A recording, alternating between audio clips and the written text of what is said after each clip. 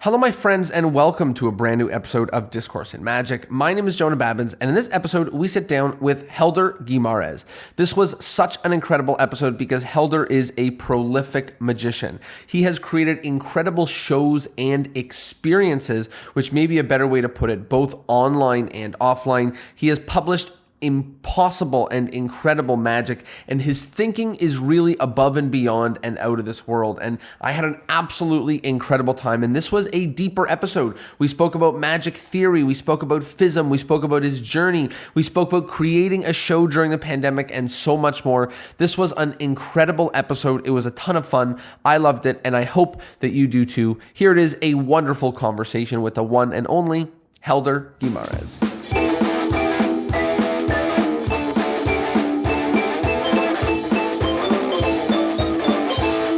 Helder, how are you? I'm good, Jonah. How are you? I am doing well. I am so excited to have you on, especially as, you know, the pandemic for many places in the world is, I guess, I would like to say coming to an end. I don't know, but at least somewhat returning back to normal.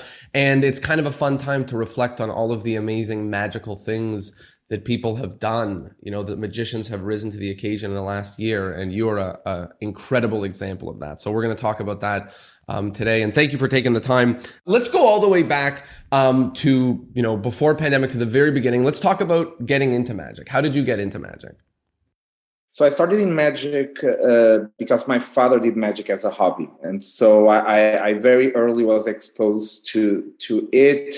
When I was 4 years old, I did my first performance at my kindergarten, and it was a big success because I used the drawer's box. I made candy appear, and my kindergarten colleagues were very excited when I shared the candy with them.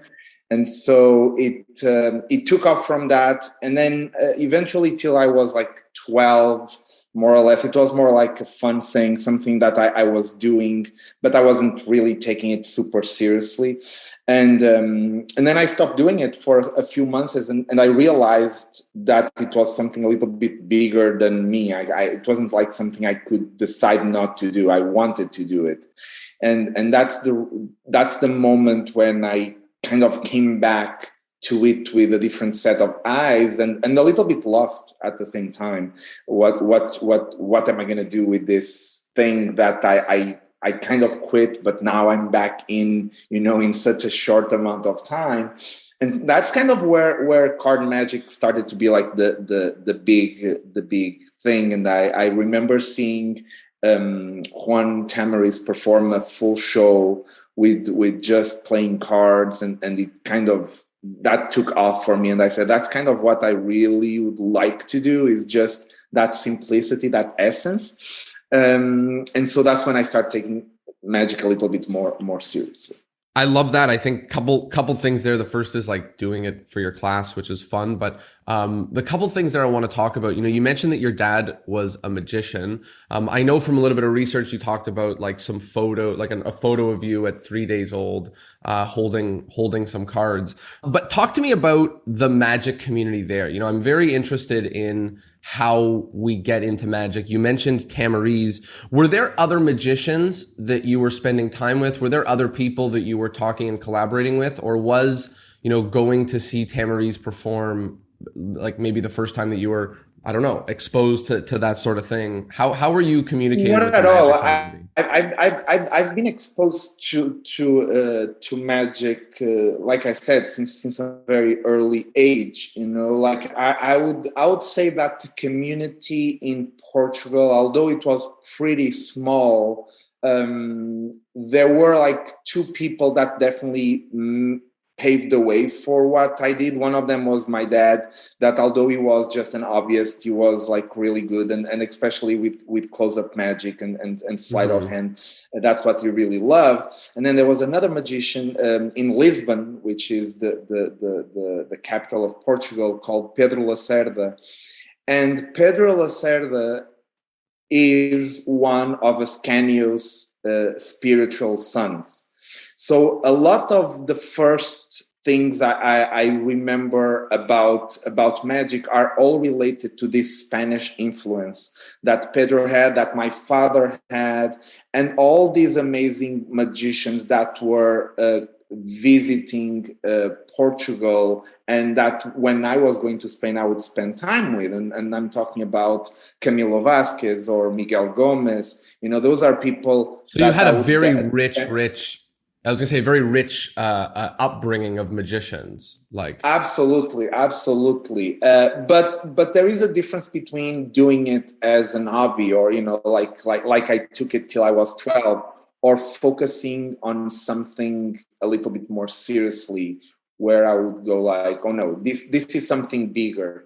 And so that's the shift that I mentioned about seeing Juan. I think was the first time something made a click to me, that I go like, I really want to do this professionally. I really want to go deep into this, not as something that I just do it for fun. But for example, going back a little bit, I would say that I was maybe 8 when there was a magic convention in Portugal, and Gaten Bloom was one of the guests, and I remember completely being blown away by his performance. And in the lecture, he was teaching something, and he wanted to make a point how simple the method that he was teaching was. So he invited me on stage with him, sat me next to him on a table, and I got to do the routine next to him exactly at the same pace. And so these are things that, of course, they always influence your decisions later in life. At the time, I took them for granted. I didn't know, like not everyone is going to be next to Gaten Bloom doing this in their life, right? But at the time, for me, was part of my reality. And my father used to visit other magicians and go to the local magic club, and he would take me during that time. So all of that is part of my memory. And then it got to a point where it became something more serious. One of the things that I'm very interested in this podcast is talking about the journey into taking magic seriously, professionally, or even just, giving it the time. And a lot of the hurdles, a lot of the time, is societal, is like our family, the pressure to say, no, we should do this, we should do that.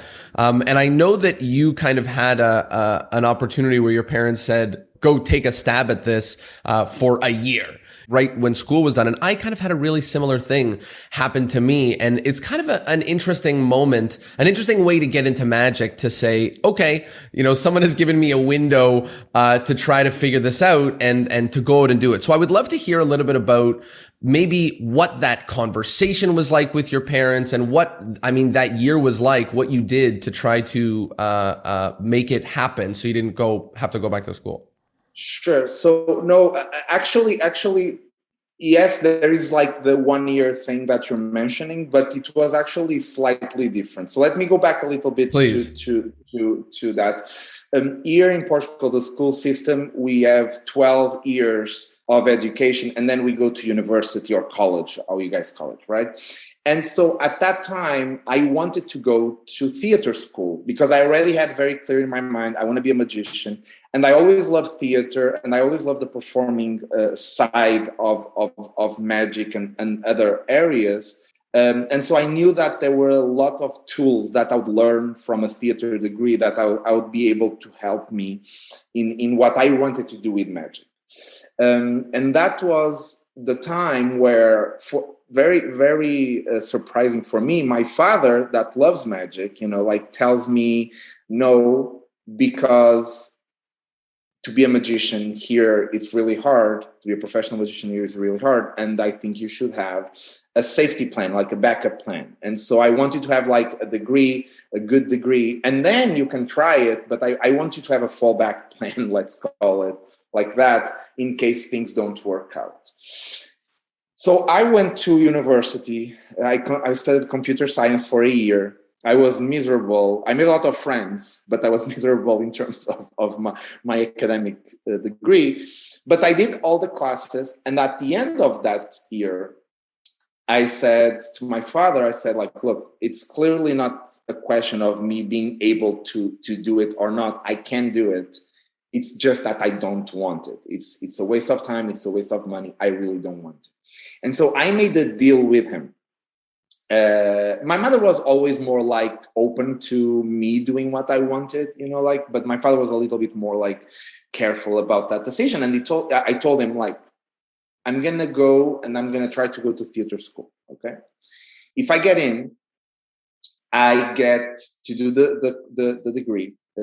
And by the end of the degree, you give me 1 year to fully become independent and professional in the world of magic and theater and all that realm. If I can't do it, I will go back to this degree of computer science. I will work on the side. I will pay the degree, and I'll finish it. And that was the deal. And so, one of those things that happens in life, lucky or not, I couldn't get in that year because the time to do the admission auditions for the theater school had gone through. So I couldn't go. So I had to spend 1 year without doing anything, not going to the other degree, and it was actually a great year. I studied a lot of magic during that year, and I prepared myself for the audition. I finally got in the next year. By the end of the 4 years of that theater degree, it was FISM 2006. And so right before I finished my degree, I competed on FISM. I won the first place in card magic, and all of a sudden, I was. So it was like a very happy coincidence, that year gap thing that happened to me. But it really helped me get to a point where after theater school, I started having a lot of work as a magician. I still did a couple of things in theater, but eventually, magic just picked up so strongly that I had to unfortunately stop doing it. And then I could tell my father a year later, I'm free, I'm independent, and I'm actually moving out. And that's when I first left my parents' house. Let's talk about that FISM performance if we can. I watched it. It is amazing. And I learned that there was, for I guess I'll argue obvious reasons, like skepticism about like duplicate signature, duplicate that, and apparently something from the judges. I don't know much about it because I wasn't watching FISM at the time, but talk to me about what happened. There was like accusation of cheating or something because it was so impossible. Help me understand what happened. So the story is actually very simple. Because I fooled almost everyone in the convention and in the judging panel. There were like 2 people in the judging panel that kind of knew how the routine worked, but all the other ones were like floored with some of the moments of the routine. And so, of course, like in a competition, they need to be careful about those types of situations. I totally respect that. So the first thing that they obviously assume is like, oh, it's a stooge. And that was my fault a little bit as well. So I'll explain why. Because I was a little bit nervous. And so in order to make me more comfortable, I picked someone who could also speak Portuguese. So that in case I got in a problem where I had to say something quicker in Portuguese, my English at the time was not as good as it is now, I could do it. So that didn't help as well. And so there were a couple of people thinking, oh, she's Portuguese, it's a stooge, but this I have always and when I met him, I actually told him the story, and I thank him. Leonard Green, I had to thank him for this, because Leonard Green had a similar feeling, but nobody talked with him. So they disqualified him. And later they understood the judging panel was wrong. 3 years later, he competes again, and at that point, he wins. So because that had happened with Leonard, and they didn't want to run the same risk, and on top of that, there were people in the judging saying, I'm not going to tell you what it is, but I know it's not a stooge. So what they did is they asked Garrett Bergman, which is someone that was involved with the FISM organization. They asked him to talk with me and to ask me if I was willing to reveal how the routine was done to him. And then he would keep it as a secret for the rest of his life. And but he would tell the judges, yes, it's not a stooge. And so that's exactly what he comes to me. He comes to me. He asks me that, and I said absolutely. And I very thoroughly go through all the moments that there had doubts. He understood exactly what I was doing and that I was talking. I showed him a couple of the secrets, and he said, "Okay, now I'm 100% sure it's not a stooge. So I'll go back to the judges." And that's exactly when they understood, okay, there is something else here that we don't know or understand, but we have someone that we trust telling us, to all of us as the judging panel, it's not a stooge. What an incredible moment. That's really amazing to be able to create magic so incredible that the judges need to be like, can you secretly just tell us how it works so we know that you didn't fake it? Can somebody just tell it? That's pretty awesome. So, congrats on that. Talk to me about how things went from there. I know it was an exciting moment for your family. It was an exciting moment, for you to start touring and performing. What was the journey like from there? Was it just straight into performing? Talk to me about kind of the next chapter.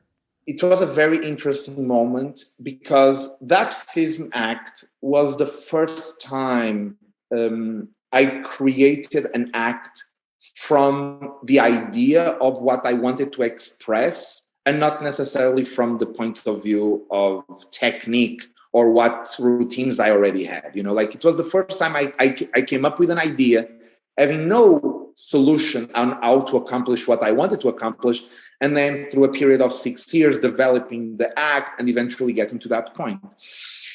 And all of a sudden I'm put in this situation where I'm traveling all around the world. I'm being invited to perform, to lecture, to do workshops, and most of it at the time was for magicians. And then internally in Portugal, I was having requests to do 1 hour long shows, which that's part of what people don't necessarily sometimes know about my journey.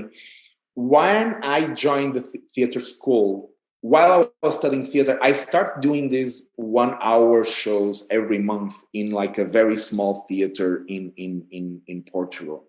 In Porto, and every month I had to swap the full show again. So that gave me a lot of baggage and a lot of repertoire that I developed through a period of 2 years and a half. When all of a sudden the success happens with FISM and I'm having all these requests, I already have a lot of things that I could just go okay, now it's the moment to use all this work I've done in the last 2 years and a half. So I start doing a lot of that. I do shows and live shows and corporate events and private events in Portugal, and eventually traveling all around the world doing lectures and performances in festivals and conventions for magicians. And eventually things start to level a little bit more, and I start to have some requests to do corporate outside of Portugal, mainly in Spain, and it's only people I think who experience the same thing I did can relate to this. But at some point, you are exposed to so many people, so many magic, so many cultures. It's addictive. You want to go and you want to travel to a point that I would spend 10 months out of the year out of Portugal, just traveling, meeting friends that I've made in other trips, and it's a very fulfilling experience until you realize, and that was my experience. I'm sure other people will have other answers until you realize that you're literally not thinking about magic anymore. You are almost doing and doing and doing, but you don't have time to relax. You don't have time to think about what you want to do. And that's what I was going to say. The difference between the time you had to do all of this creating versus bam, now you're on a plane performing, doing, it's very different than the creating time. You have time to almost like be an artist, versus the time that you're out there having fun and also performing. So it sounds like a very different time. Very different. And you get to a point where you start realizing that slowly that I don't have as much time as I wanted to create new material. Like I don't have as much time as I want to really think about what I want to do next. You're kind of in this wheel of motions and actions that just go one after the other and after the other. And there was one time when in like the span of 72 hours or something like that, I was in 3 different countries, and it was like this kind of weird moment where I realized, am I fulfilled doing this, or am I just doing it because I have the opportunity? And I stopped and I realized that what I really liked to do, and this has nothing against who thinks differently, but what I really like to do is to perform for late audiences and doing like full evening shows. And I started to think of how I could do more of that and less of the other one, and balance things a little bit more. And this where, like, talking about 2009, 10, that's kind of where I start having these thoughts and start to gear towards that I don't know, mode or whatever you want to call it, but that type of phase. That phase is, like you said, kind of shows for lay people in small to medium sized audiences. It seems like, is the phase where I first heard about you. And there's an interesting conversation I had with somebody who I met. I don't even know him very well, in LA. And I told him I was a magician, and he started telling me about your show.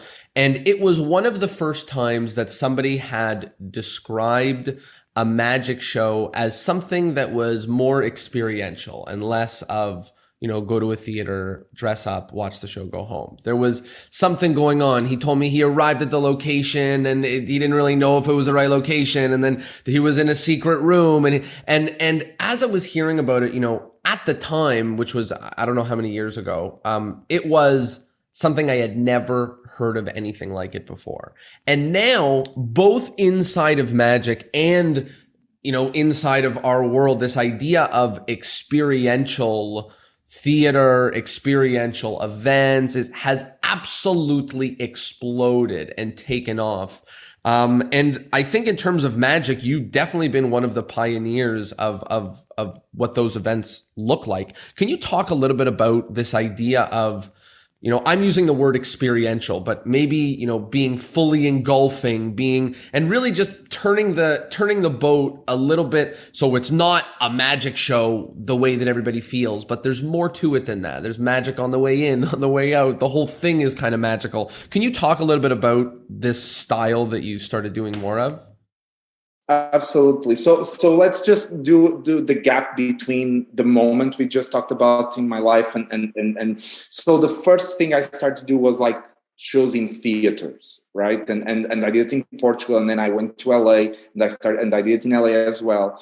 Because in the middle of this I moved to the United States, so it's a big period in my life. But I realized that what I really liked about performing is this connection you have with the audience, but I wanted to explore that connection to new heights and in ways that I never seen before, and that I could reach people at the emotional level that I feel that's where my real interest is with magic. It's like, yes, don't get me wrong, I love to fool people and I love to create things that are fooling as hell, and I think that's a big component of a magic experience. But for me, I always say this is like, if you are an actor, one of the key things you have to do as an actor in theater is you need to memorize the script, you need to memorize the play. if you don't have that, you don't have anything. But if an actor just has that, is also not an actor, right? And so for me, magic is the same thing. If you just fool people, that's not magic, right? There is something else that makes the magic experience more interesting and more strong in the memory, in the emotion, in the way people relate to it. So for me, it became very obvious that I had to take it out of a regular theater to try to start from a different point. You know, the starting point needed to be different than the usual thing. And so there comes borrowed time, which is the experience you are describing. And so the starting point for me is I want the experience to start from the moment people hear about this. And so it's not when they buy a ticket, it's not when they arrive to the theater, it's when they hear about that. And the big thing about the beginning of the experience is you buy a ticket, but you don't know where it is. And that for me is already like so much more interesting to go like, wait a minute, why am I buying a ticket? Where is this happening? And then you realize that you buy a ticket and in the day of the performance, you receive an address. But till then, you don't know. You know, because we did it in LA, we need to kind of restrict the area so that people knew driving times and things like that. But we told them it's around this area. It's at 8, starts at 8 p.m. or at 9 p.m. I don't remember when we started, but you only know the address in the day of the performance. And that was it. People, in the day they received a text message with the address. They arrived there, and it was very shitty convenience store. Like extremely like, I'm afraid of entering almost convenience store. And they arrived there, they asked for a magic show. The clerk would go like, no, I have no idea about that. And then they would go like, really? But isn't this the address? And there was this kind of very like odd moment that just made people like, why am I, you know, like they went to a completely different place. And the person that was playing the clerk would kind of lead them a little bit into that hole and then would say, I can't give you a magic show, but I can give you a memory. And then it would be like this kind of, wait a minute, what is this, right? There is this, you know something? And there was like a photo booth at the end of the store where people would go, they would take a photo, and then a secret door would open and they would get into this very secret place that was very nice, very posh, very, very magical in that sense. And that would transport people to a completely different world than the convenience store they just been here there. And then there was a lot of other things that happened during that initial period when people were already in. And I feel a little bit bad talking too much because I think it's one of those things that people really should experience, and it loses a lot if I describe them. But then eventually they would be led to a different room, another secret passage, a different room where I would be there and I would do a 1-hour performance that would connect with this idea of doing memories and creating memories and how memory is important to define who we are. And all the show was around that idea of memory. And then they would come out through all the secret passages back to the convenience store, and waiting for each one of them, there was a photo of that they took at the beginning of the experience, and they get to take it as a souvenir home. And so that was, I think, the first time that, for me, I would almost consider it an immersive experience with magic. That's how I would define it. And I was very, very happy with that. And like you said, I've never seen anything like that. and I've always wanted to do things like that. So that was a really good first experience. I think first of all, thank you for sharing some behind the scenes of that. I don't know if it's something that will exist again, I don't know, but or in a form or a similar form or anything, but it's cool to hear a little bit more behind the scenes. And like you said, I haven't seen so much of that in Magic, but I will say that I am seeing more and more and more of it. In New York, there's the walk going on right now that's very popular. And there's a couple other things, in every city, this experiential thing is growing, and especially now after the pandemic, people are really, really aching to do things, to be activated, all of our senses.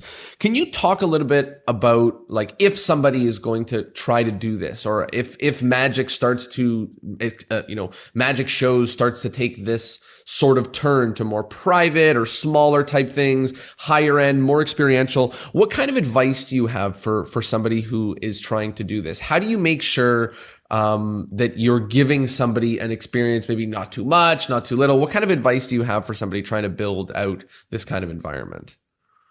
It's a good question. I don't know if I have an answer to that, to be honest. Like I've had many people on a similar note, not necessarily with experience like this, but ask me like how I become a professional. How did you do it? How did you do the jump to? And it literally just happened to me. So like I always feel that the best way to do things is to be honest and to try to be as good as you can be doing what you do. And if you line up those two things will eventually work out themselves.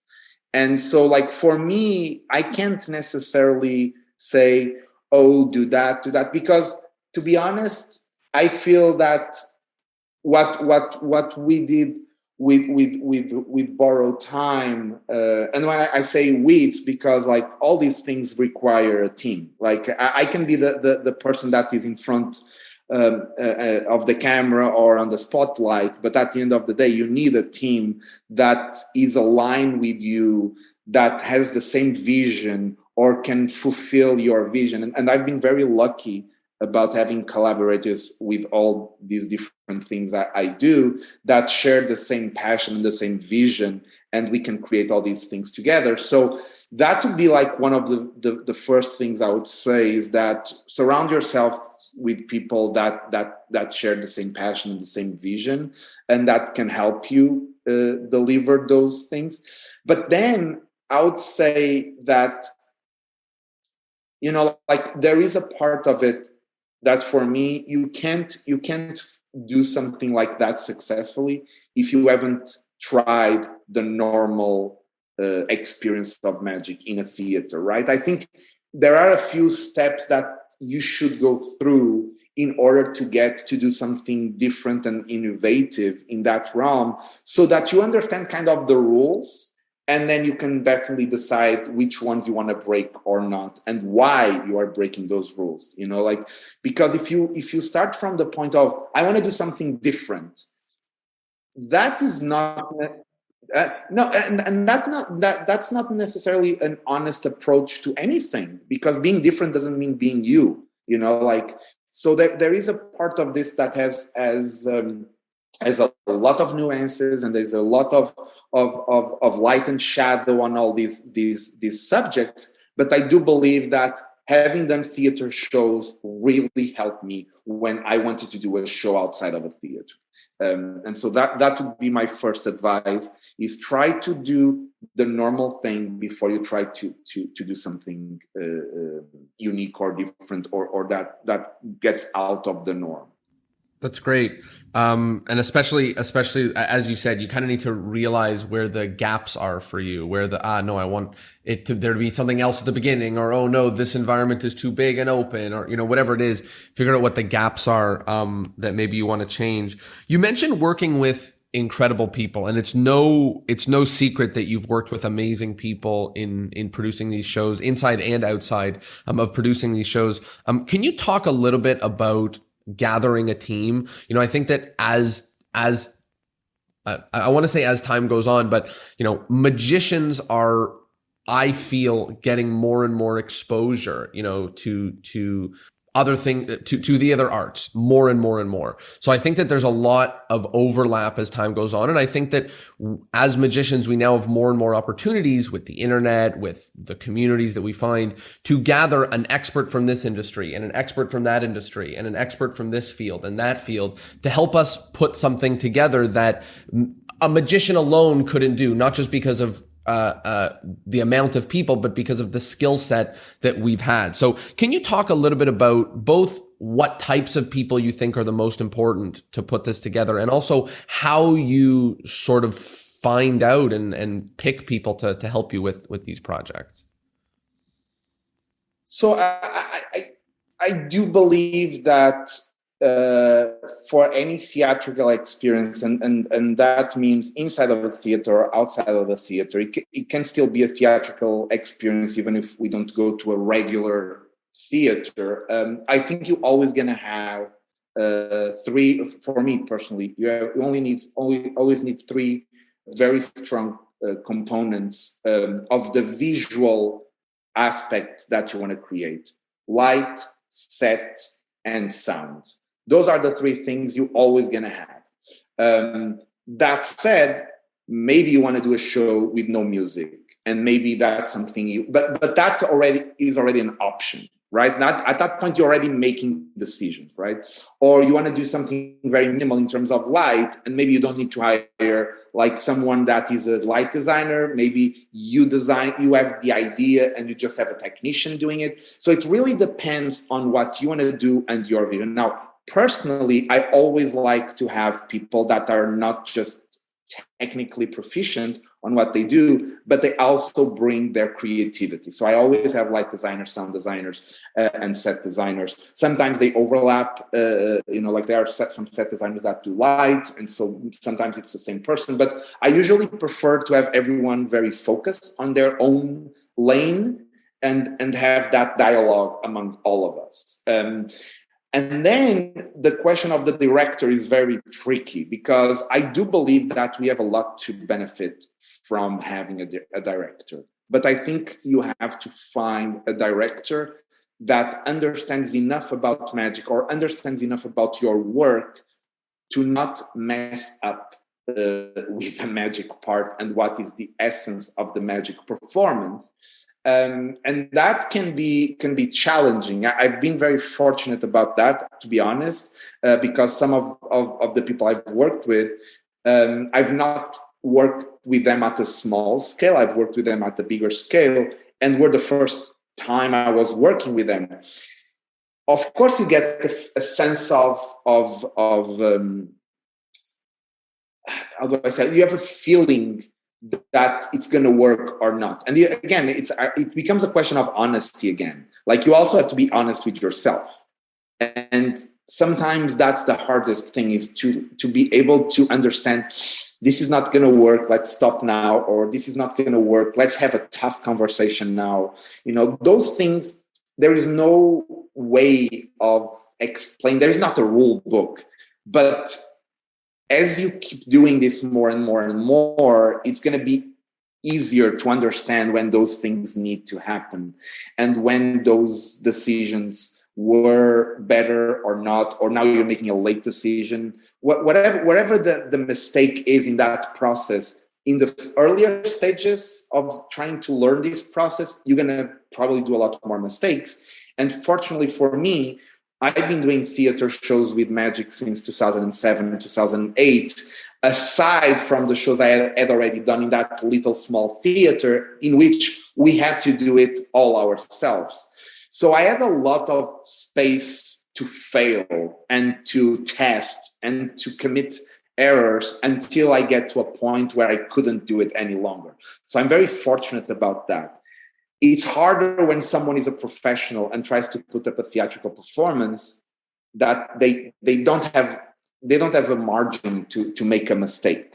And I'm very sympathetic about that, because I understand how lucky I was to be able to have that privilege of failing before people even knew who I was. But if there is something I can guarantee, is that if you are honest with yourself, if you're honest with the process, if you know what you want, and that sometimes when I see shows of other magicians, I can end up the show and I can tell, even if I like it or not, that doesn't matter. Like that's so secondary for me. But I can come out of a show of a magician and say, he knew exactly what he wanted. Like as a magician, as a creator, he knew what he wanted.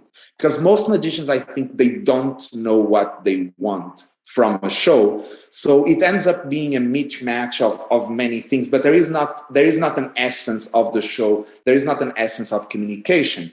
And so when I see someone that knows what they want, that for me is already like, okay, there is clearly a cohesive artistic vision here. If I like it or not, that's secondary and up to discussion as well. But that for me is the most important thing to get to the next step, is what you want to do of this show, what you want to do of this experience.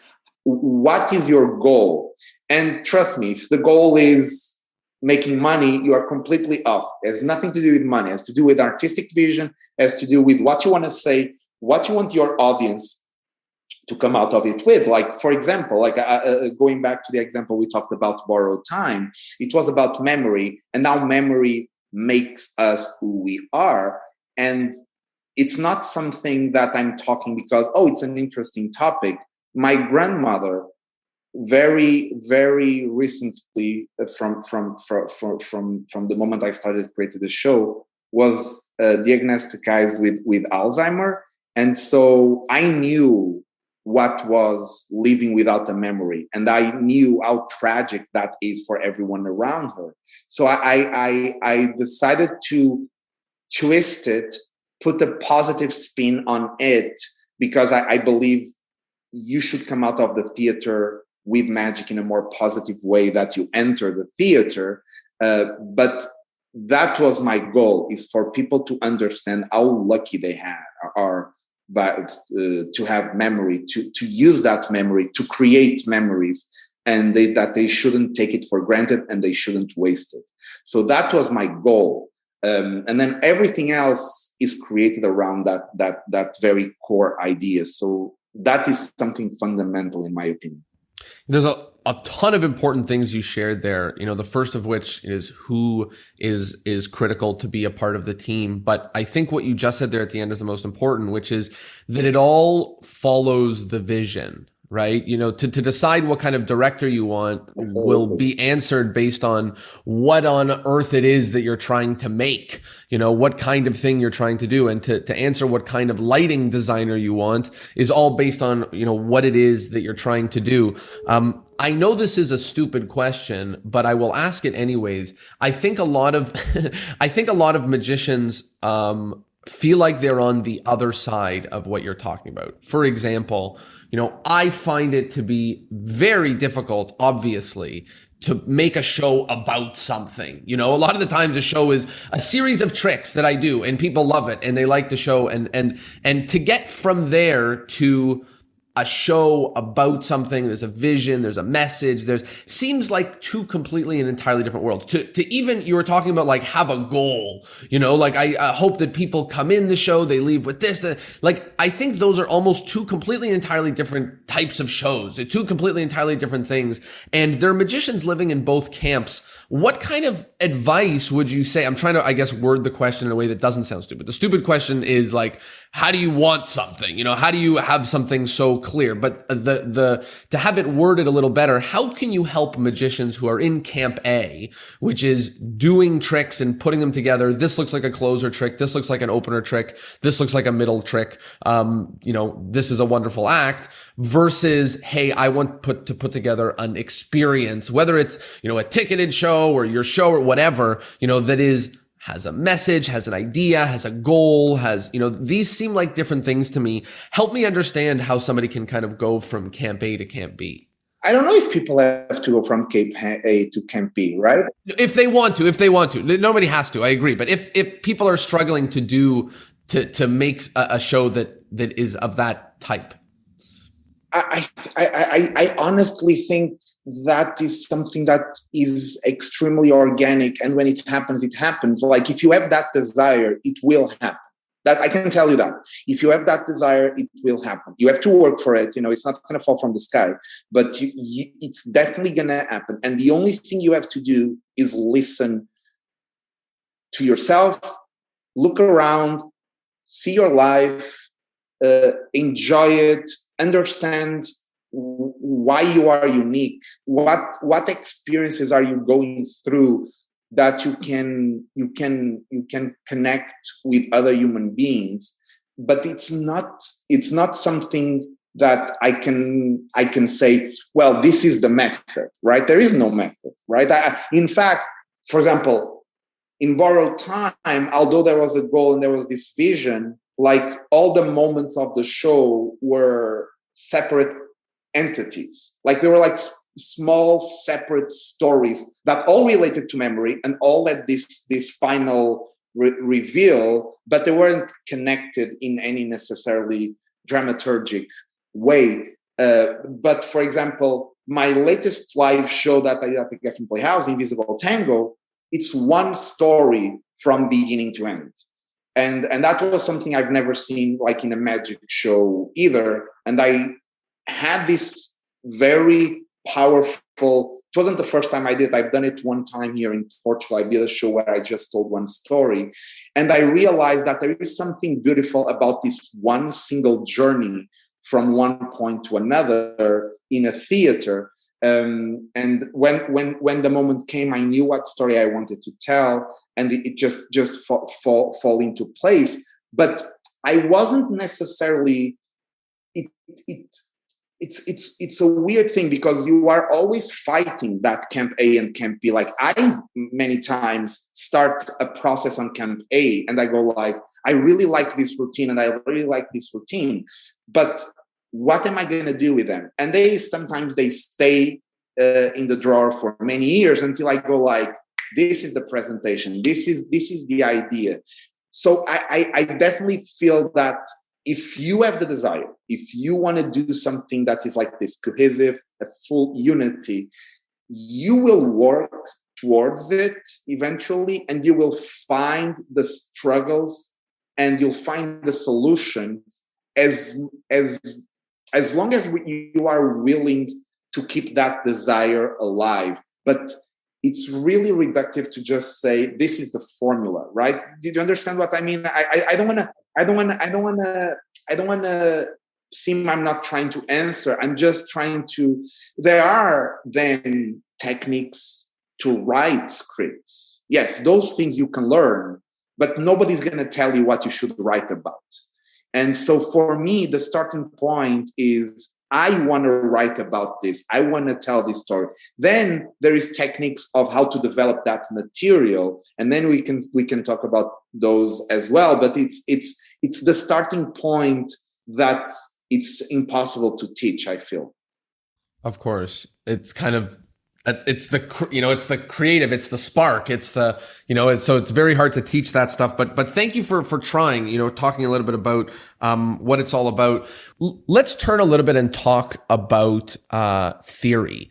I had a really, really good time reading through, some of your thoughts in reflections. And there's a couple of ideas I wanted to talk about that I thought were really, really succinct, that I wanted to give you a chance to kind of share in some great detail. The first is, I don't think in magic there's a ton of great places to learn about theory. Just there's not a ton of really great resources.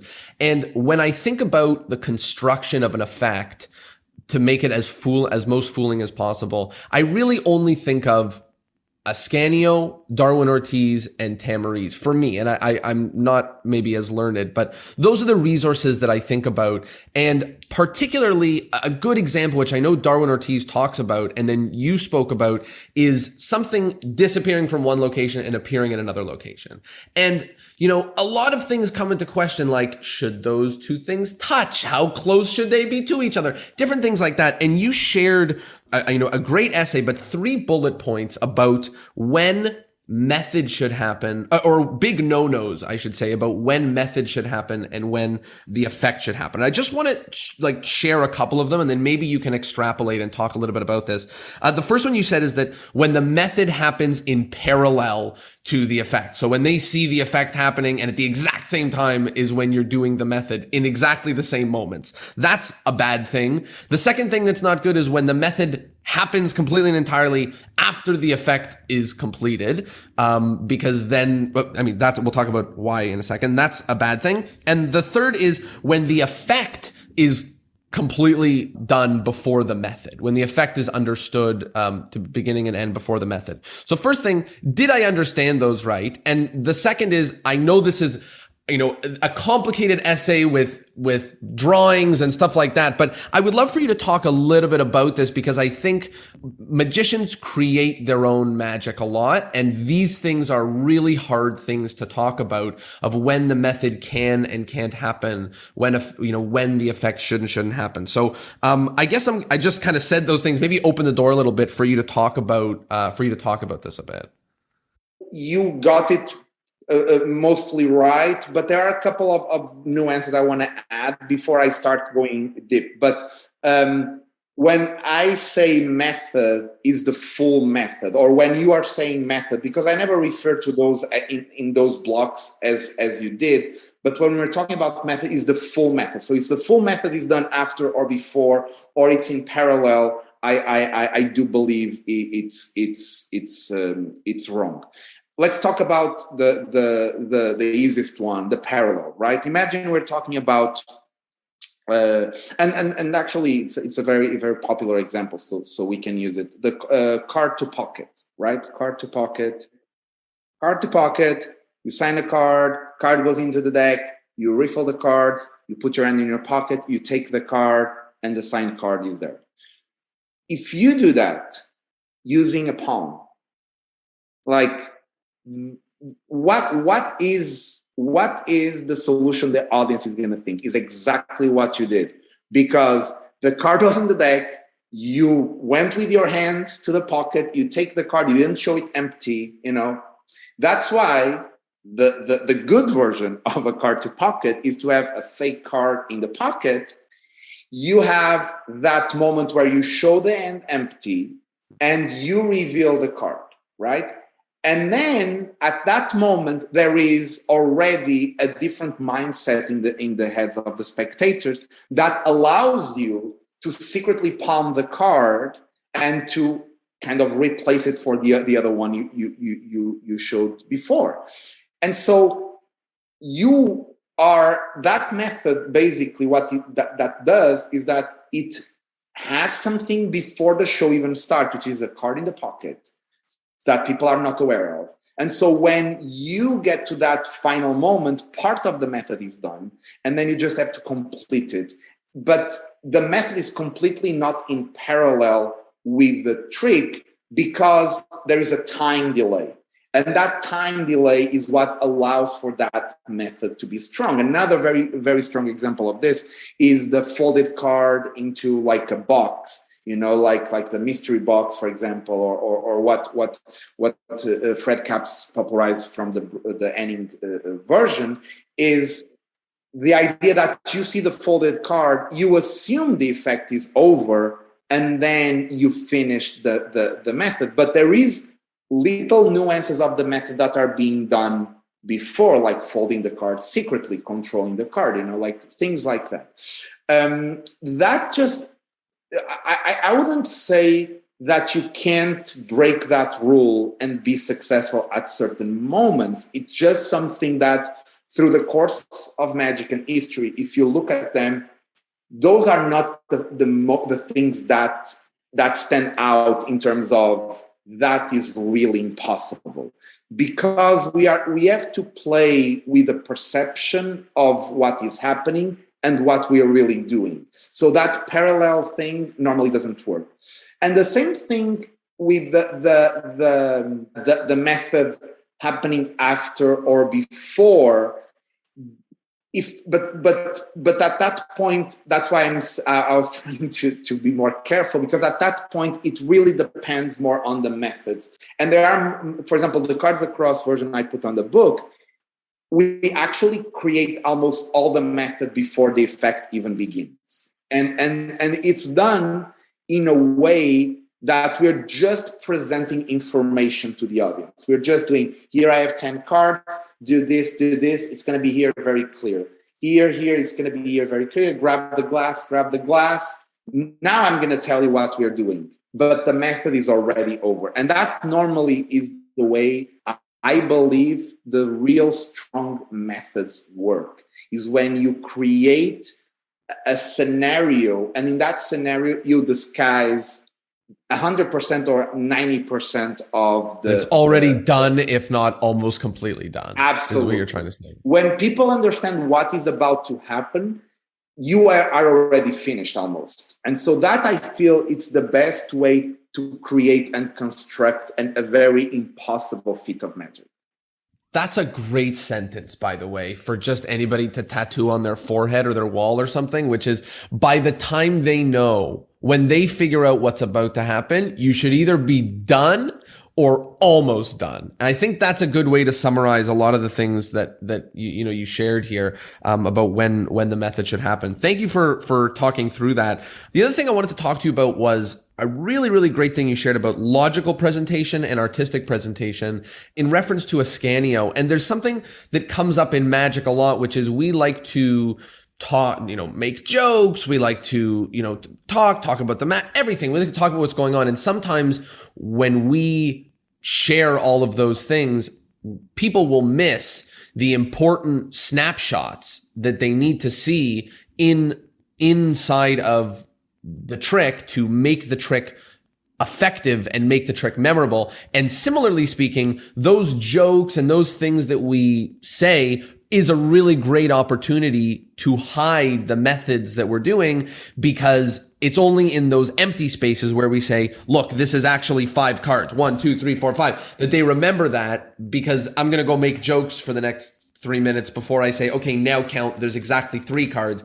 And the middle part is a really great time to do the method. Hopefully that kind of made sense. You did a beautiful drawing where you drew first the logical and then in front the artistic with holes in it, so that when the artistic thing isn't happening, that's when the logical thing is being remembered. Can you talk a little bit about this logical and artistic, how magicians can play with the presence and absence of the artistic presentation to help the effect actually take better form? Sure. So that is in relationship to, and just not to be unfair with the original writing, but that comes a lot from an analysis I did from a Pepe Carroll essay as well. So that's kind of the starting point for that, if people want to go and read that essay. That is called Conflicts, and the idea about the notion I had is that. And it's like you said, like, we need to be very careful not to let the show part, the art, and I call it artistic, but it can be the comedy or can be the drama or can be the storytelling. We can't let that shadow or cast a shadow on other things that are important for them to experience impossible moments, right? And so a lot of it is understanding when you have to stop that part and be back to reality and be back to that touch moment, touch the cards, shuffle the cards, right? That doesn't mean you can't mix the two, right? Like, for example, you can ask someone to shuffle the cards, and while they are shuffling, you can make a funny joke that will make people remember that they were shuffling the cards. Like Juan does that a lot. He has in the Ni Ciego Ni Tonto. The shuffle above your head, exactly. On top of the head and behind the back. And people will remember that because it's such an odd position, right? And so there is a way of interlacing both, but it's important to stop the show at that moment and the plot that you're communicating at that moment to make sure that moment lingers. Then there are strategies to make that moment linger till the end of the routine. For example, one of the things I do in the book is I give, and this is in the cards across routine as well, that people can shuffle the cards. And I talk about, like, when people shuffle the cards, they feel there is something that can't be changed about that. And that's true until you get the cards back. But that feeling can linger into later, even if you swap those cards, right? And so there are strategies that you have to do. But in that moment that people are shuffling the cards, you can't all of a sudden dismiss that moment and start and tell something else. People need to be focused on that for the impossibility later to hit them hard, right? And so my idea without that visual scheme is to make you understand that, for example, let's talk about the dream version of any card at any number, right? First, they need to know the deck is on the table from the beginning and you have not touched. So that moment, you can't do it in poetry. You can't, tell a story about that. You have to make them 100%. Put the deck on the table, look at it, say, I'm putting the deck on the table. Right. Yeah, absolutely. Then you can write it in a way that is not so jaggering with everything else, but they need to be 100% sure that the deck was there from the beginning, right? Then you can ask someone a number, but when you ask a number, if you want to, I'm talking about the dream version, you can make a selection and make them aware it's someone at random, right? And you do all those things. And when you are doing those things, they have to be right here, right now, in the moment we're living. Now, before and after, you can put other information and you can tell a story. And for example, if people want to go and see my TED Talk, like I have a version of any card at any number in that video where I'm telling a story. But in those moments, you see how I very sneakily am back to the present, I'm back to the moment, and then how I get back to the story with one simple word that I keep repeating, which is indeed. And I keep repeating that indeed. And it's a way that they remember, okay, we are still in a story, and now we go back to the story. But I stop those moments very clearly to make those marks.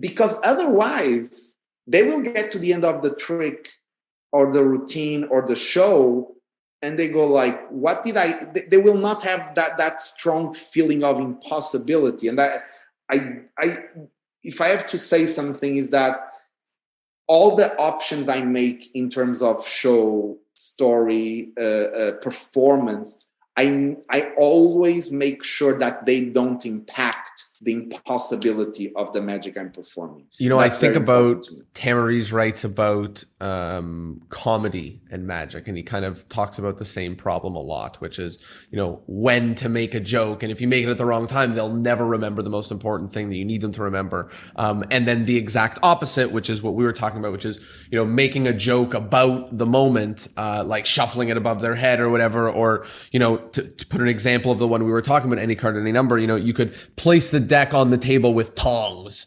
like that. It really is clear I'm not touching it. They're far away from me. And you could put on gloves, like really make it something that they remember. But like you said, you can't poeticize while you tell a story about a guy on a boat or something while you throw it on the table, because it is so critical to the impossibility level of the effect that they see through the artistic and creative that you're doing, and they see the actual moment in time of what's happening, the step that they need to actually see. So thank you for that. I think a really helpful way to think about this. I wanted to ask you about one or two other strange things before we wrap up. This one's I guess a little bit strange because it's different, and correct me if I'm wrong, but I think you released some magic to the magic community and said that they couldn't perform it, or couldn't perform it on TV. Is that correct? Can you tell me a little bit about that, or am I misunderstanding? No, you're right. That we did that with Red Mirror, with the DVD that I produced with Dan and Dave. We put the disclaimer, and it wasn't a disclaimer saying you can't do it, but that I would prefer for you not to do it, to search for your own way, and to basically take the lessons that you can take from these routines and create your own material and perform your own things.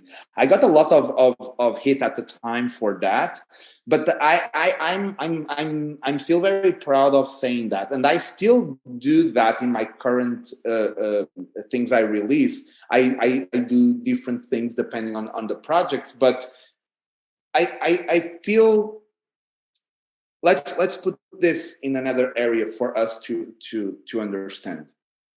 You can go to a painting class and learn how to paint a Mona Lisa, right? You know what the painting is. Someone teaches exactly the techniques. You learn how to do it. But then you shouldn't sell that Mona Lisa as an original thing, right? And I feel that magic suffers because people keep selling copies of Mona Lisas over and over and over again. So I'm not opposed for you to learn something. And like some of my idols, like Fred Capps, was a perfect example of someone who took material that was from other people and kind of reinvented to fit his own style. And I feel that is the first step everyone has to go through, is adapt anything you learn to yourself. But at the end of the day, I would like people to create their own material to perform. And so my notice was more in that project in particular, was more like an incentive for people to understand that they should be learning from this, if they learn anything, and use that knowledge to create other things. And not necessarily, let's just do it exactly like it is here.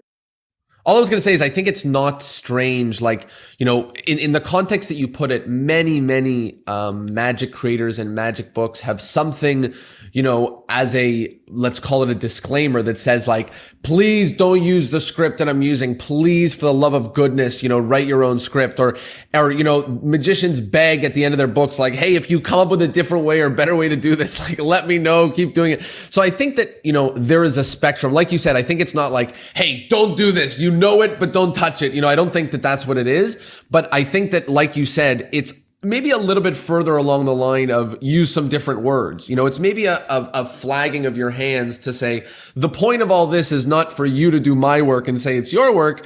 It's for you to ingest my work and put out work, in the world, make something and put it out in the world. Yeah.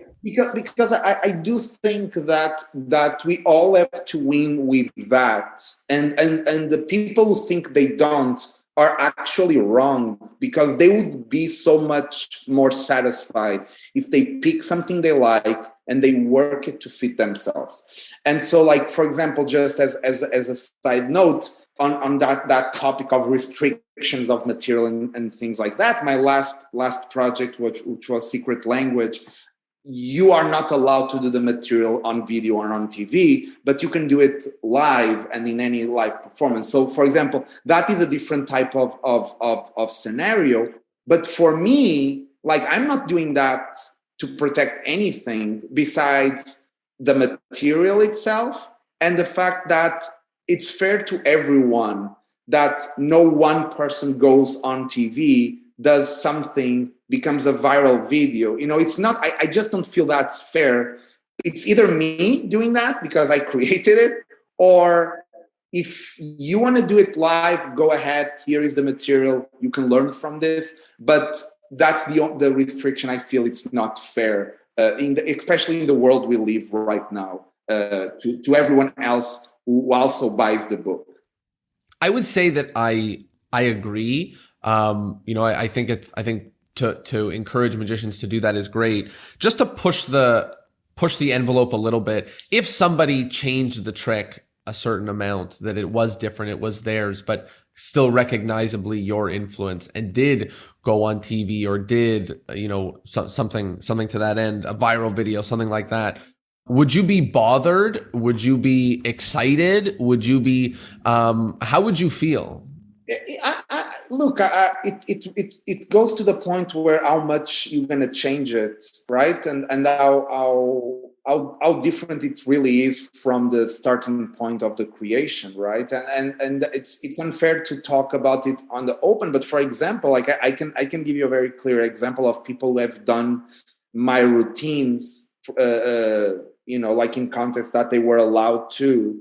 And some of them I go like, oh, that's interesting. Like I wouldn't necessarily do it that way, but it was an interesting spin on it, right? Or people doing it and I go like, you don't get it, like, so it's really hard when something is so personal, that is your creation, that you end up giving it away and you feel it was destroyed, like it's really hard to have that feeling. But I've been gladly surprised many times of people doing material of mine in a way that I go like, oh, that's really nice, or that's really interesting. So it's positive mostly, actually. That's good to hear. The last major thing I want to chat with you about is the pandemic. Is, Zoom.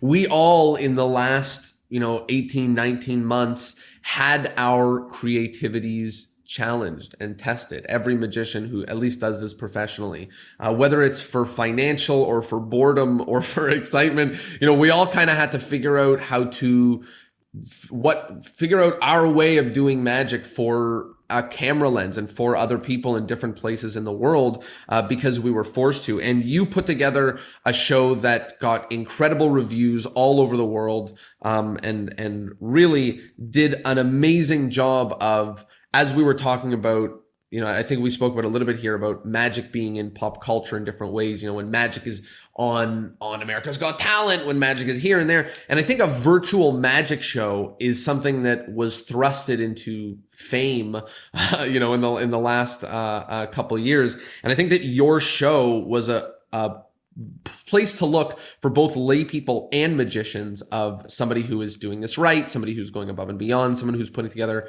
an experience, just like we were talking about an experience in all of these other ways. Can you talk a little bit about the journey, putting together the present, and also the speed of just deciding to give it a go?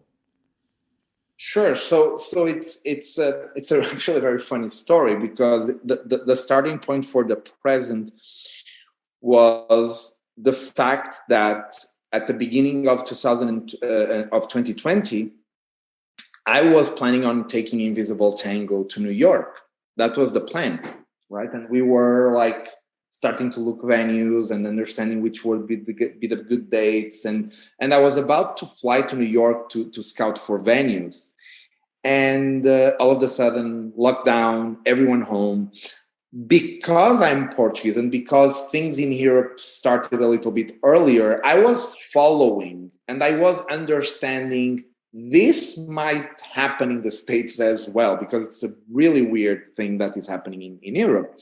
So when the lockdown started in the United States, like for the last 5 days before that, I was already like, oh, this is going to take a while till things get back to normal. And I start thinking about what can I do? And I have to be honest, I had a couple of different options. I want to write Secret Language Volume 2. So I was about like, oh, maybe this is a way I could spend time doing that. I had another thing I wanted to do research on. And so for me, great, I got time to do this. Let's start on this other project. But at the same time, the thing I really love to do in magic is perform. And so when I figure out, or when I understood this is going to take a while, I'm not going to be able to do a show any other way, I start thinking about what can I do virtually or remotely. And I remember this idea I've had for years that I've never done it because I've never felt a need to do it. There was no reason to do it, which was this idea of sending objects to people and the magic would happen in their hands, and I would be remotely guiding them to see magic. And I felt like, oh, this is the perfect moment to do something like that. And I started creating different experiences around that idea of things I've already worked before, that or notions or ideas I had that I could incorporate. And I start like defining a couple of different ideas, and some of them were one-on-one, some of them were me and 3 people remotely in different parts, and all of them were, I would say, like around half an hour experience. So that was kind of where I was going with it. At the same time, the Geffen reaches to me, and they say, we're doing these videos with artists that are some of the favorites of our theater. And you've been here last year. It was a huge success with Invisible Tank. We'd love to have a video of you just doing a magic routine and sharing some hope in this moment. And as they say that to me, I say, okay, great. I'm in the middle of this other creative process, but I will definitely do that. And eventually, 1 week goes by, and I totally forgot about it. That's my fault. And then eventually they say, like, do you think you can get this week? That way we could schedule it for next week. And I say, I'm so sorry. And in order for them to not feel like I was trying not to get away of it, I said, like, I just want you guys to understand I've been working on this. So I've been like really immersed on this creative process. And they loved the idea. And they said, is there a way we can scale this a little bit so that we can do it with the Geffen? And so we had a meeting. I explained to them a little bit where I was going with it. They explained to me what they felt could really be an interesting project for them as a theater. And the meeting ended with, we are definitely interested, but we need to understand what story you're going to be telling while performing. What is the experience? What is the goal, right? And I said, okay, this is March. This is happening all very fast, right? Right at the beginning. And I say, okay, give me 2 days, and then let's have a meeting. And 2 days, it's nothing, right? 2 days is nothing. With the caveat that the first day I have zero good ideas. So now I'm 24 hours before the meeting, and I definitely have zero idea what I'm going to be telling in the meeting. And I start thinking about, like episodes in my life that could, in a certain sense, relate to the moment I was living. And I remember that when I was a kid, I was hit by a car when I was 11, and I got into a coma. And after I recovered in the hospital, they sent me home, and they requested me for stay home, like for a month and a half, while I was doing. They were the only thing I had to go out of the house was to do exams and come back, but they didn't want me to go to school because like there were a couple of complications during that process. So I stayed home, and I was kind of in a lockdown home, and that was one of the first moments I realized that magic was a little bit more serious. That episode we talked about when I was 12 was around that time that I started to like look at magic a little bit more serious, and that moment of hitting with the car just made me realize that things are so fragile that I go like, what do I want to do with my life that really means something to me? And so that period in my life was a very important moment for me to go back to magic, and for me to then start like really being more serious about it. And so when I remember that, and I remember that during that moment, one of the things that really happened was I created a bond with my grandfather that lived with us, but I really didn't have that much of a connection. I felt that was the story to be told during a time where we needed connection with others. And so I go back to the Geffen and I told them exactly what I told you. First day, I had zero ideas. But yesterday, I started thinking about episodes in my life, and I realized that this was not the first time I've been in a quarantine. And all the people in the meeting, which were 3 different people in different screens, did this. What? And I knew from that moment that was the story to tell. And I guided them through what happened. And they said, that's great. Let's go into that. And so the first sentence of the show was, this is not the first time I was in quarantine, and was literally the sentence that started the show. And then it became this dual reality of, we don't have a show yet. We know we can have a show, but what is the show? We still don't know. We have an idea. We have a story. We have some magic moments that maybe fit, but others that we just have to create from scratch. But at the same time, the Geffen was like, we should announce this and put the date in the calendar and go for it. And that was scary. I'm not gonna lie. You know, every time I've started a creative process, I normally have a first draft of the script, if not the 3rd or 4th or 5th already, before announcing and setting up dates. So that was a little bit scary. But at the same time, like, we are all locked down. Nobody could do anything else. So we had like almost 24 hours of a day to just be on that mode. And in that second meeting, we talked about having a director. And I said, oh, let me talk with Frank Marshall, that had worked with me on Invisible Tango. That is a movie director, a movie producer. So like, he was the perfect person to direct a camera on Zoom to guide me through. And we have a really good chemistry and relationship with Amy, that is the dramaturg at the Geffen's Playhouse. And so like, I start writing the script comes to the table with both of them giving me notes, telling me this sentence is not very clear. And so for a week, we are developing the script together. And in the off time, I'm developing the magic that goes with it. And so it was very intense for 2 weeks.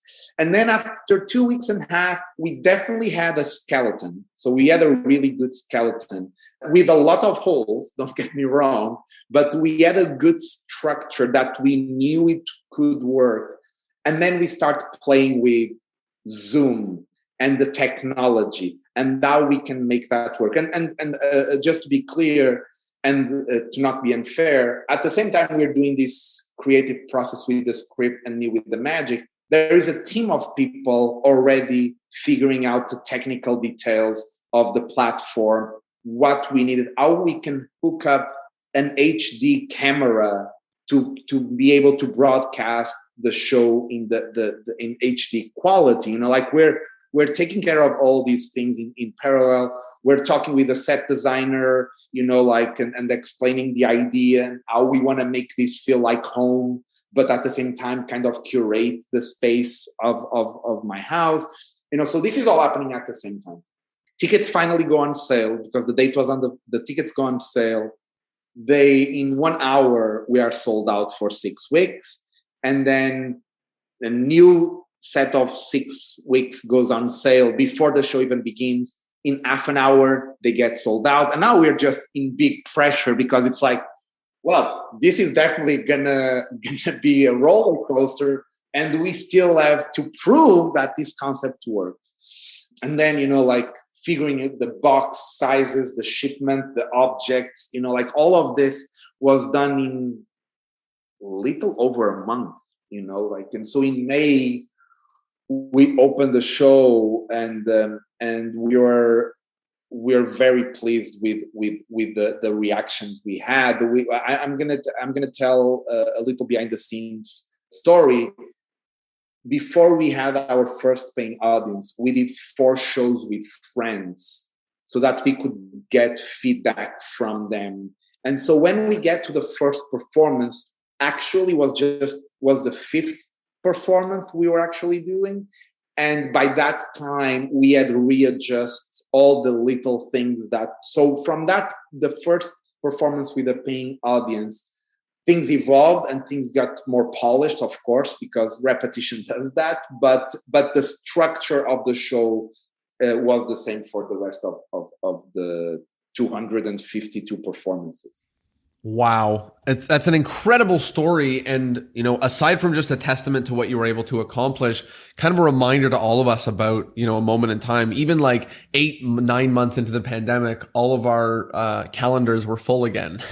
But at the end of March, the beginning of, April and May, we all had nothing because everything was gone. So it's just amazing how you spent that time, literally, like you said, hour, every day, working on it, and coming out to something really, really incredible. And I'd love your opinion as somebody who was waist deep. I was going to say knee deep, but I think you're further waist deep in, virtual magic and that entire world. What's your feeling about the future of virtual magic? Do you think that as people go back to the offices, it's going to go away? Or do you think this is just the beginning and we've got a lot more in front of us? I think like the next step for virtual magic is to take a step back, because people will want to go to live things, but I don't think it's going to vanish, and I don't think it's going to go anywhere. And I think we'll be doing this for different reasons and in different situations. Like I did the present and I did the future,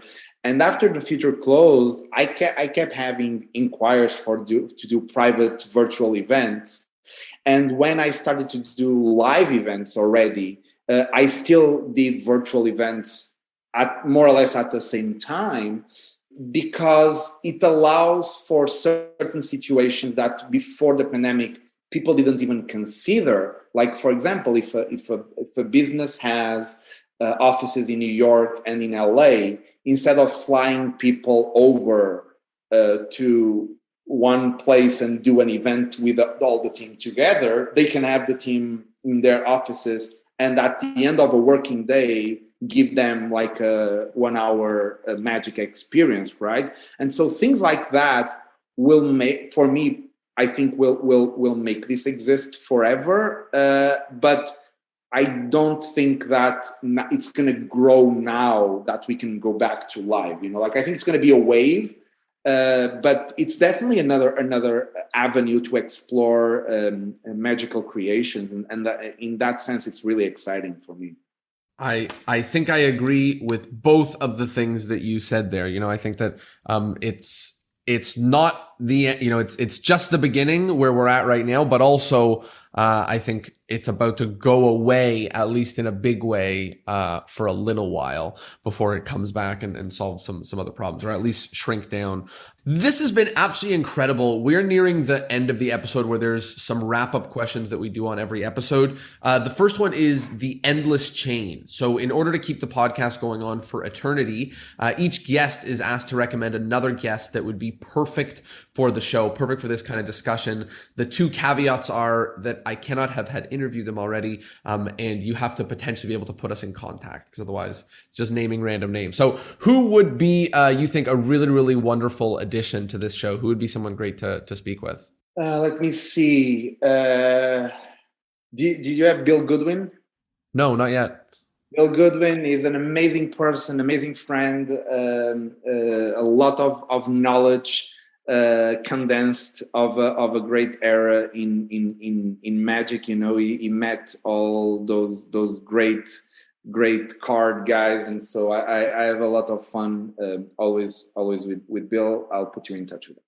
Thank you for that. And I think recently there was a couple of tricks we were talking about, and it was like, oh, that's Bill Goodwin. Oh, that's also Bill Goodwin. Oh, that's also Bill Goodwin. So that'll be pretty cool. I know he created some awesome original classic card magic. The next thing is about modern magic. Over the course of the last 2 years, but however long, magic is always changing. What's one thing in the world of modern magic right now, or the last couple months, that you really like, and one thing about the world of magic going on right now that you don't really like? Good question. Uh, I'll say I think there is one thing that is both something that I don't like, but there is also something I like. So I'm going to say one, and then I'll probably say a couple others. But one of the things that it's both positive and negative is that I do believe that magic is not yet developed as a performing art as it can be. I think there is a lack of depth in what magic is still today that bothers me a little bit. But that's a positive thing at the same time because it allows us to be able to explore that. So there is, if you look at it from the point of view of, there is a lot of things we can do to create new magical experiences and to create new ways of audiences to feel impossible moments, like at that point it becomes something positive. So it's both the negative and the positive in that way. But to be more honest and to like do one of each, I would say that one of the things I like about magic right now is the possibility of seeing diversity much more than when I started. Like when you started, the only things you could see or read were the videos that these big names produced, or the books, or the people around you, or you had to travel, and you're still always going to be limited. Now you can like you can talk with friends in Japan, and then they can share things that happen there that now that's amazing, right? That the idea that the diversity exists and it's more attainable, that is something really, really powerful, and used correctly, I think it can be of great advantage for everyone. One negative thing I would say probably the lack of criteria of publishing magic these days. I think a lot of things get to the press or to videos or to whatever medium they are using to sell before people really think through what they are putting out. It's almost like people have ideas and 2 months later they publish it. And I feel that magic has much more to gain with each people keeping their secrets a little bit more, nourishing them, and when it comes to the right moment, then they will feel it to then publish, because that will have a little bit more of depth as well. So that would be my other thing. That's great, and I think there's a lot. As you said, there's a lot being released right now, and a lot of pressure on magicians to release before it's had years or hours of live hours, hundreds of live hours of performance behind it. So I love those. The next question is about take home point. So people have listened to us talk for over an hour now about a ton of different things in the world of magic. There's a lot of episodes long, people doing a lot of stuff, but they're going to think back to this episode and maybe remember one thing that's actually going to make its way into their life, into what they're going to implement, into what they're going to do. What do you hope is maybe the one message that they take from our conversation today? Like it's really, I always feel that you can't control that as much as we want to do one, and I think each person will take whatever they want to take, and if someone lingers, something lingers in them from the things we talked and makes a change, I would be a change for the better, of course. I would be happy with that. If I would say something that took me a long time to learn, and that I do believe it's the essence of magic from the creative point of view, and the way I like to think about magic, that is like self-expression, that what we are creating, we are putting in the world, is a way of expressing ideas and expressing ourselves. I would say that being honest is the best thing they can do in every single thing. Be honest when working on it. Be honest when sharing it. Be honest when receiving criticism. Like, be honest with yourself. Be your own self-critic. That makes the worst comments should be yours after a performance, not what other people say. You should go like, this was terrible, I need to improve this, like, because that's the only way you're gonna become better and you're gonna become yourself, because at the end of the day it's about finding your voice, and I feel that journey starts with honesty. I love that. I think honesty is a great way to cap off this conversation. The last thing is plugs. Where can people find you on the internet, and where can people find some of the material that we've been talking about that they can purchase? So the book you mentioned and that we talked a little bit about, Reflections, has been sold out for many years. I constantly receive requests for republishing it. I'm not sure when that's going to happen, but Secret Language is available. So if you go to secretlanguage.com, you're gonna find a password hint. It's very easy for people who know a little bit about magic, so it's easy to get in and you can get there. Most of my releases go through that website. That's for magicians.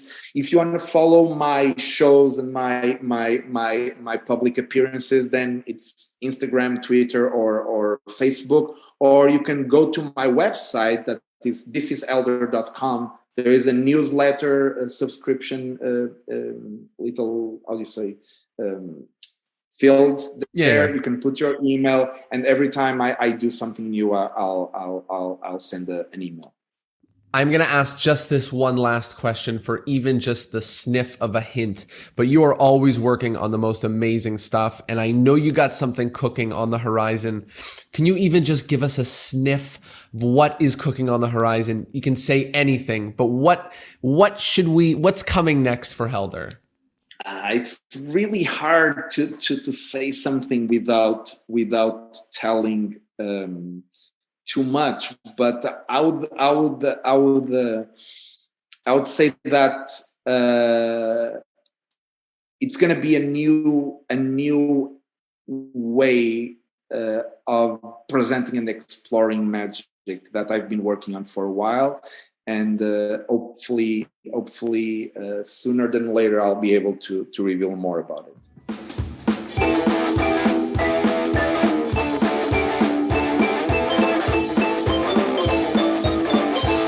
Well, there you have it. I hope you liked the episode, and I hope, of course, that you learned something. First of all, if you liked what you saw here, Helder said that there's something coming. So I recommend going and following him on whatever social platforms you like, because there is definitely something coming. That's the first bit. The second thing is, if you like this, if you thought this was cool, if you learned something, if it made you think, then I bet you're probably in one or two magic communities that you could share it in. And not only would it make you look cool, but it would also help spread the word. So I hope you do that. I hope I can meet more people. Thanks for being here, and I hope I can see you next Thursday. Peace.